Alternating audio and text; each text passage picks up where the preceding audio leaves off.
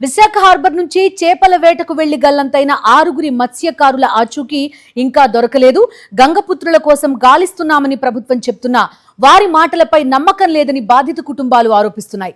Boat ప్రమాదం జరిగిన వెంటనే స్పందించి ఉంటే పరిస్థితి ఇంతవరకు వచ్చేది కాదంటున్నారు. ఈ రోజు కూడా తమ వారి జాడ తెలియకపోవడంతో బాధిత కుటుంబ సభ్యులు ఆందోళన బాటపట్టారు. రోడ్డుపై బైఠాయించి నిరసన తెలిపారు. ఈ నెల 30వ తేదీ అర్ధరాత్రి విశాఖపట్నం ఫిషింగ్ హార్బర్ నుంచి చేపల వేటకు బోటులో 7 మత్స్యకారులు బయలుదేరారు. వేట పూర్తి చేసుకుని తిరిగి తీరానికి వస్తున్న క్రమంలో ప్రతికూల వాతావరణం కారణంగా 4వ తేదీ మధ్యాహ్నం 3 గంటల నుంచి 4 గంటల మధ్య బోటు ప్రమాదానికి గురై మత్స్యకారులు గల్లంతయ్యారు. ప్రమాదానికి గంట ముందు గంగవరంకి సమీపంలో ఉన్నామని కుటుంబ సభ్యులకు ఫోన్ చేసి చెప్పారు. ఆ తరువాత బోటు మిస్ అయింది. అప్పట్నుంచి ఈ రోజు వరకు మత్స్యకారుల జాడలేదు. సమాచారం అందుకున్న అధికారులు వెంటనే నేవీ కోస్ట్ గార్డ్ ను అప్రమత్తం చేస్తే ఈ పాటికి తమ వాళ్లంతా సురక్షితంగా ఒడ్డుకు చేరేవారని బాధితులు అభిప్రాయపడుతున్నారు. వారి కుటుంబ సభ్యులు మరి తెల్లవారు 5 గంటల నుంచే ఆపరేషన్ చర్చ స్టార్ట్ చేస్తే మా ఊళ్ళు మిగిలేదని అన్నారు. అందులో వాస్తవమే సార్. మరి వెళ్ళారు. మరి వెళ్ళిన తర్వాత మరి ల్యాండ్ మార్కు ఈ జీపీఎస్ మోపులు వాళ్ళకి పూర్తిగా తెలియదు కాబట్టి చిన్నారావు చెప్పిన తర్వాతే దీని తాలూకా ల్యాండ్ మార్కు దాని జీపీఎస్ అన్నీ తెలిసింది. వారు ఇచ్చిన సమాచారం ప్రకారమే కోస్ట్ గార్డ్ వారు వెతకడం జరిగింది. ఏదేమైనా సార్ ముందుగా ఎలక్ట్ అయితే ఆస్తి నష్టం కాకపోయినా ఆస్తి ఎలాగైనా సంపాదించుకోవచ్చు. ప్రాణ నష్టం లేకుండా మనం నివారించేవాళ్ళము.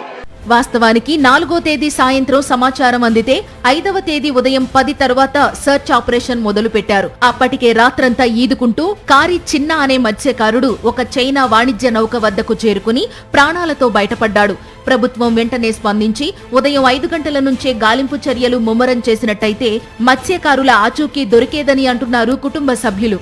ఈ ఘటనపై ప్రభుత్వ తీరు, అధికారులు స్పందన దారుణంగా ఉందని మాజీ ఎమ్మెల్యే మత్స్యకార నేత వాసుపల్లి గణేష్ కుమార్ ఆరోపించారు. బోటు తిరగబడిన తరువాత సుమారు రాత్రి 10 గంటల వరకు బోటుపైనే నిలుచుని మత్స్యకారులు ఎదురు చూశారని, ఒడ్డుకు 10 కిలోమీటర్ల దూరంలో ఉన్న వారిని కూడా గుర్తించడంలో అధికారులు తీవ్రంగా వైఫల్యం చెందారని ఆయన ఆరోపించారు.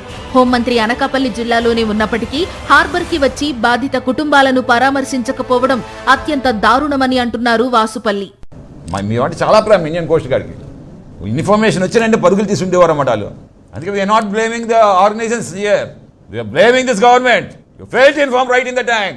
This is not accident, this is you killed my fissure man.